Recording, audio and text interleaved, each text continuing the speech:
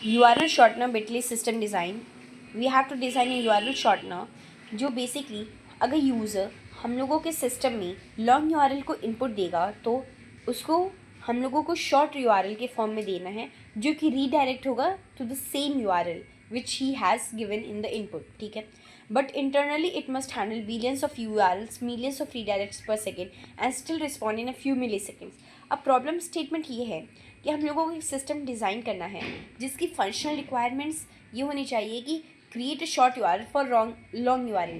जो यूज़र होगा हम लोगों के इनपुट में लॉन्ग URL को इनपुट देगा, हम लोगों को उस लॉन्ग URL से शॉर्ट URL को क्रिएट करना है और उसी शॉर्ट URL से ओरिजिनल URL पे रीडायरेक्ट करना है.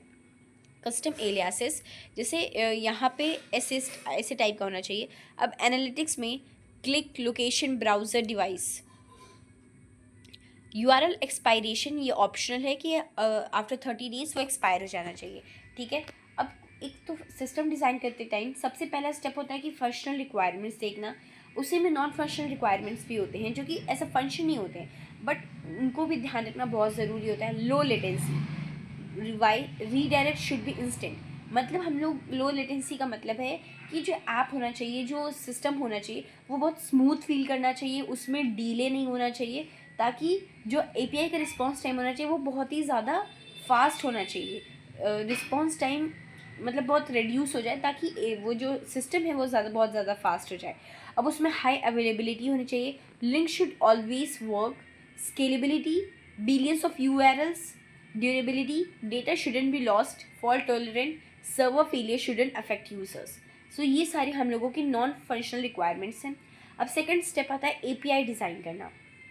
सो हम लोग शॉर्ट URL को कैसे क्रिएट करेंगे.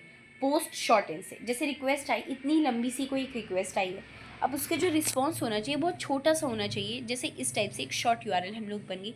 सो इसको बोलते हैं API डिज़ाइन करना. अब ये पर रीडायरेक्ट ऐसे करेगी कि ये है, सो ये रीडायरेक्ट उसी मेन लोकेशन पे करेगी, उसे मेन ओरिजिनल URL पे कर देगी. ठीक है, अब एनालिटिक्स की एक बनाए, उसकी रिस्पॉन्स ऐसे. अब हाई लेवल आर्किटेक्चर. इसमें क्या होता है, सबसे पहले यूज़र होता है वो अपने इनपुट में लॉन्ग URL को भेजता है. अब जब यूज़र का कुछ इनपुट होता है तो एक रिक्वेस्ट जाती है, रिक्वेस्ट सर्वर पे जाती है. तो अगर ऐसा हुआ कि बहुत मिलियंस ऑफ यूज़र्स हैं तो बहुत ज़्यादा रिक्वेस्ट एक साथ जाएगी. तो वो जो बहुत ज़्यादा लोड पड़ेगा, लोड को बैलेंस करने के लिए हम लोग लोड बैलेंसर का यूज़ करते हैं. बेसिकली लोड बैलेंसर जो होता है it distributes the load among different servers. जो भी एक्टिव सर्वर्स होते हैं उनके बीच में ये लोड को डिस्ट्रीब्यूट कर देता है ताकि किसी भी पार्टिकुलर सर्वर पे ज़्यादा लोड ना पड़े. सो ये लोड बैलेंसर से एप्लीकेशन सर्वर 1, फिर एप्लीकेशन सर्वर 2 और एप्लीकेशन सर्वर 3, तीनों में जो लोड्स हैं वो डिस्ट्रीब्यूट हो गए हैं. उसके बाद जाते हैं रेडिस कैशे में. बेसिकली रेडिस कैशे का यूज़ होता है फॉर चेकिंग कि जो फ्रीक्वेंटली एक्सेस या लार्ज एक्सेस में कोई अगर डेटा व्यू हो रहा है, अगर जैसे यूज़र्स हैं, अगर कोई भी डेटा वो बार बार सर्च कर रहे हैं तो उसको हम लोग रेडिस कैशे में स्टोर करते हैं ताकि सर्वर को बार बार डेटाबेस में जाके वो डेटा को फेच ना करना पड़े, बार बार जाके उसको वहाँ पे डेटाबेस में सर्च ना करना पड़े, जिससे टाइम बहुत ज़्यादा लगेगा और डेटाबेस पे बार बार लोड पड़ेगा. इसीलिए हम लोग रेडिस कैश में वो डेटा स्टोर कर लेते हैं जो यूज़र फ्रिक्वेंटली एक्सेस कर रहा है या तो वो बार बार एक्सेस कर रहा है. सो जिससे हम लोगों पे डेटाबेस पे लोड भी नहीं पड़ेगा और हम लोग की जो ऐप का टाइम होगा, सिस्टम का जो रिस्पॉन्स टाइम होगा वो भी बहुत अच्छा हो जाएगा. फिर डेटाबेस में अगर कोई रेडिस कैश में कोई भी डेटा अवेलेबल नहीं होता है तो वो डेटाबेस में जाके वो फाइंड करता है. उसके बाद आता है एनालिटिक्स क्यू. ठीक है, उसके बाद एनालिटिक्स डेटाबेस. अब कोर कंपोनेंट्स में समझते हैं लोड बैलेंसर को. पर्पस होता है डिस्ट्रीब्यूट्स रिक्वेस्ट अक्रॉस सर्वर्स. ये जो भी रिक्वेस्ट है अक्रॉस सर्वर्स में डिस्ट्रीब्यूट कर देता है so that one single server does not feel the heavy load. The load is distributed among the servers which are present. अगर हम लोग लोड बैलेंसर को यूज़ नहीं करेंगे तो जैसे 1000 रिक्वेस्ट आई, अगर एक सर्वर है तो वो क्रैश हो जाएगा. सो बेसिकली जो लोड बैलेंसर होता है वो डिफरेंट सर्वर्स पे लोड को डिस्ट्रीब्यूट कर देता है so that the single server does not feel the load and it does not gate crash. ठीक है, अगर हम लोग लोड बैलेंसर यूज़ करेंगे तो 1000 रिक्वेस्ट है सो वो डिस्ट्रीब्यूट होगी सर्वर 1, सर्वर 2, सर्वर 3, सर्वर 4 पे. So traffic is evenly distributed. अब आता है एप्लीकेशन सर्वर्स, इसकी रिस्पॉन्सिबिलिटीज़ क्या होती हैं। URL क्रिएशन, सो बेसिकली जो भी हम लोगों की फंक्शनल रिक्वायरमेंट्स थी अब उसको देखते हैं। हम लोगों की फर्स्ट जो फंक्शनल रिक्वायरमेंट थी वो थी create a short URL from the original and the long URL, ठीक है। सो URL क्रिएशन करेंगे, जैसे लॉन्ग URL ऐसे इनपुट किया, सो वो क्या करेगा, जनरेट करेगा शॉर्ट कोड को, उससे क्या होगी, मैपिंग स्टोर होगी, उस मैपिंग से क्या होगा, एक रिटर्न होगा शॉर्ट URL। ये फ्लो बहुत इंपॉर्टेंट है कि यूज़र सबसे पहले तो एक URL भेजेगा जो कि लॉन्ग फॉर्म में होगा, जो कि लॉन्ग URL होगा। अब इतना लॉन्ग URL को बार बार वो करना तो बहुत डिफ़िकल्ट है। सो क्या हम लोग का जो बिटली है वो शॉर्ट URL जनरेट करता है यूजिंग द लॉन्ग URL। सो सबसे पहले जब यूज़र लॉन्ग URL को इनपुट देगा, सो उससे एक शॉर्ट कोड जनरेट होगा, और शॉर्ट कोड से एक मैपिंग होगी और एक शॉर्ट URL जनरेट हो जाएगा। अब रीडायरेक्ट करेंगे, सो जो शॉर्ट URL है वो ओरिजिनल लुक करेगा ओरिजिनल URL को और रीडायरेक्ट कर देगा यूज़र को उस मेन वेबसाइट पे, उस मेन URL जहाँ पे भी वो जा रहा है। So these server should be stateless. अब रीज़न, कैन ऐड और remove servers any time. Horizontal scaling becomes easy. इसमें क्या होता है, हॉरिजॉन्टल स्केलिंग बहुत ईजी हो जाती है बिकॉज हम लोग किसी भी सर्वर्स को हम लोग ऐड कर सकते हैं, रिमूव कर सकते हैं किसी भी टाइम को, ठीक है। There are two types of scaling, like horizontal scaling and vertical scaling. Vertical scaling का मतलब होता है जब हम लोग का एप्लीकेशन उतना बड़ा नहीं होता, सो हम लोग अपने ही सिस्टम को अपग्रेड कर सकते हैं, मोर फीचर्स ऐड कर सकते हैं ताकि वो और लोड उठा सके और अच्छा हो सके। बट व्हेन ऐसा होता है कि बहुत लार्ज स्केल पे कोई हो, जहाँ मिलियंस और बिलियंस ऑफ यूज़र्स हो, उसके लिए सबसे अच्छा होता है हॉरिजॉन्टल स्केलिंग, क्योंकि ये सर्वर्स को इंक्रीज़ कर सकते हैं, इसमें डिक्रीज़ कर सकते हैं अकॉर्डिंग टू आवर कन्वीनियंस। अब डेटाबेस डिज़ाइन में सबसे पहले URL टेबल है, ठीक है।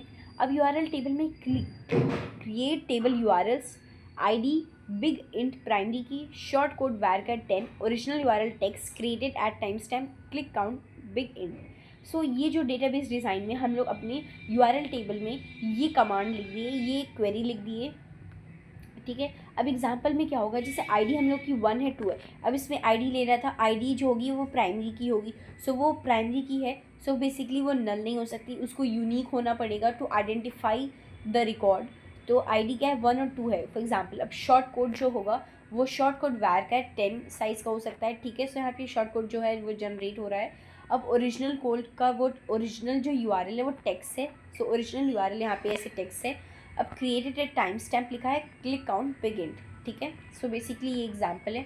अब शॉर्ट URL जनरेशन, जो शॉर्ट URL है वो जनरेट कैसे हो रहा है, वो बहुत इंपॉर्टेंट इंटरव्यू का डिस्कशन होता है। जैसे अप्रोच 1 है कि ऑटो इंक्रीमेंट प्लस बेस 62।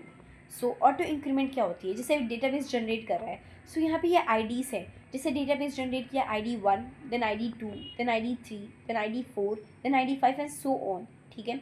अब बेस 62 जो है वो बेसिकली बेस 62 इसलिए लिखा गया है क्योंकि हम लोगों के नंबर सिस्टम में 0 to 9 10 डिजिट्स हैं, small a to small z that is 26 characters हैं, small a to small capital A to capital Z 26 characters है। तो अगर हम लोग काउंट करेंगे 10 + 26 + 26 दैट इज़ इक्वल्स टू 62।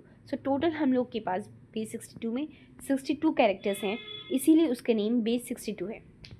अब सपोज करो जैसे ID 125 आई है, हम लोग को इसको कन्वर्ट करना है बेस 62 में, ठीक है।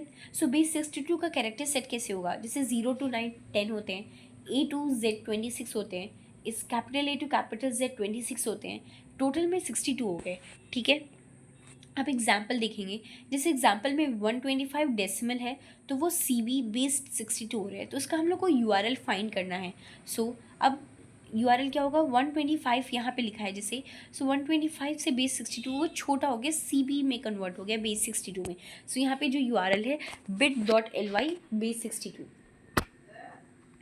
वाई बेस 62, नॉर्मल ID बहुत बड़ी होती है, लेंथ जो होता है 9 कैरेक्टर्स का होता है, बेस 62 में 8 MOKP जो लेंथ होती है वो 5 कैरेक्टर्स की होती है, वो मच शॉर्टर है उससे। अप्रोच टू हम लोग लगा सकते हैं हैशिंग, जैसे यूज़ कर सकते हैं MD5 SHA 256, जैसे URL है SHA 256, उससे टेक 7 कैरेक्टर्स, उससे 7 कैरेक्टर्स ले लो, ठीक है। एग्जाम्पल ये ले लिया। अब प्रॉब्लम ये कोलिशन हो सकता है, जैसे two URLs can produce same code. So हम लोग में अगर हम लोग हैशिंग से करें सो दो जो URL है वो सेम कोड को जनरेट कर सकते हैं, वो सेम मैपिंग कर सकते हैं, इसलिए इसमें दिक्कत आ सकती है कोलाइशन की। सो किसी भी टाइप का कोलिशन ना हो, सो हम लोग को कोलिशन हैंडलिंग करने की ज़रूरत है। अब अप्रोच 3 में distributed ID generator. Large systems use software IDs, Snowflake's IDs, अब used by Twitter, Discord, many distributed systems generates globally unique IDs। अब URL क्रिएशन फ्लो क्या होता है कि यूज़र है वो क्या कर रहा है, अपना URL को पोस्ट करेगा, फिर एप्लीकेशन सर्वर है वो आईडी को जनरेट करेगा 125, फिर बेस 62 एनकोड करेगा CB में, फिर वो डेटाबेस में स्टोर होगा।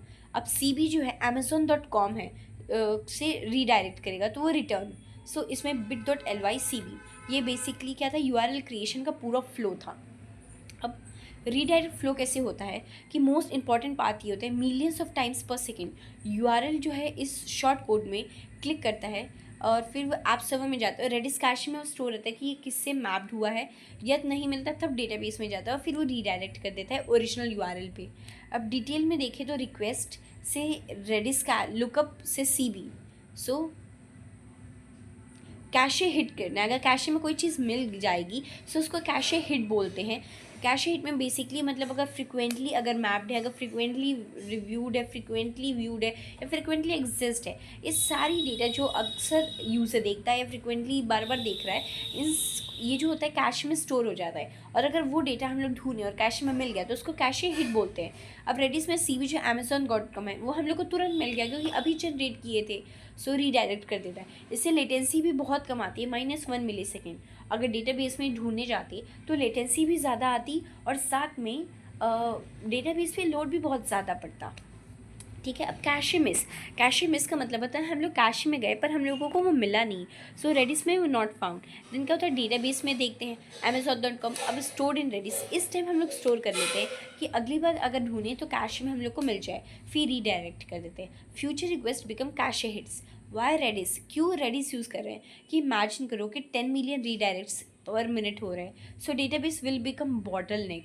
Reddish stored hot URLs in memory access so microseconds के लिए और डेटाबेस में मिली सेकेंड्स लगेगा, सो ह्यूज डिफरेंस हो जाता है। सो एनालिटिक्स डिज़ाइन करेंगे।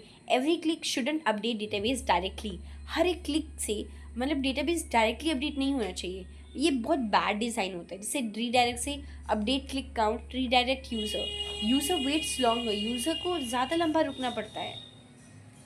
सो बेसिकली बेटर डिज़ाइन ये होता है कि रीडायरेक्ट करो, पब्लिश करो इवेंट को, कफका क्यू में भेज दो ताकि प्रोसेसिंग हो, एनालिटिक्स सर्विस हो, analytics DB, user gets redirected instantly, user जो होता है वो इंस्टेंटली रीडायरेक्ट हो जाता है। अब एनालिटिक्स प्रोसेस्ड एसिंक्रोनसली। अब आर्किटेक्चर देखें तो यूज़र जो हो रहा है रीडायरेक्ट हो रहा है plus Kafka event code CB timestamp. अब डेटा भी स्केलिंग की बात करें, सपोज मान लेते हैं 100 मिलियंस URLs पर डे हो रहे होते हैं, तो एवरेज URL क्या है 500 बाइट्स है स्टोरेज में देखें तो 100 million into 500 50 GB per day. और अगर साल की बात करें तो 18 terabyte per year. 1 DB machine won't be enough, इसलिए 1 DB मशीन इनफ नहीं होगा। अब शार्डिंग क्या होता है, अब हम लोग अगर डेटा को डेटाबेस में ही अगर स्प्लिट कर देते हैं उसको शार्डिंग बोलते हैं। इसमें जो स्प्लिट हो गया है उसको शार्ड बोलते हैं। जैसे रेंज बेस DB1 में A to F बार देते हैं, DB2 में G to M, DB3 में N to Z। अब प्रॉब्लम क्या आती है, अनइवन डिस्ट्रीब्यूशन हो सकता है, सो हैश बेस प्रेफर्ड किया जाता है कि हैश जो शॉर्ट कोड है मॉड्यूलस n, एग्जाम्पल में अगर हैश CB मॉड्यूलस 3 तो DB2 में डाल देंगे, इवनली डिस्ट्रीब्यूट करते हैं ऐसे। अब डेटाबेस एप्लीकेशन क्या होता है, प्राइमरी DB जैसे राइट्स करता है, रेप्लिकास DB रीड्स करता है। आर्किटेक्चर कैसे होता है, प्राइमरी से रेप्लिका 1 रेप्लिका 2। बेनिफिट्स क्या होते हैं, more read throughput, backup, high availability. Failure handling, Redis failure, so Redis जब डाउन हो रहा है तो read from DB system still work करता है, ओनली स्लो हो जाता है। App server failure, load balancer से remove dead server traffic to healthy servers. Database failure से primary plus replica. Bottlenecks interview ask, जो शॉर्ट URLs होते हैं जैसे bit.ly world cup suddenly receive करते हैं 100 मिलियन क्लिक्स को, ठीक है। सो उसका सॉल्यूशन क्या है, सो रेडिस है, CDN है, मल्टीपल कैशे लेयर्स है। अब क्या होता है, डेटाबेस ओवरलोड हो रहा है तो सॉल्यूशन क्या है, शार्डिंग है, रेप्लिकेशन है, कैशिंग है, ये तरीका है। अब जैसे डुप्लीकेट URLs है सो क्या होता है उसका, same URL submitted repeatedly, so store hash of URLs.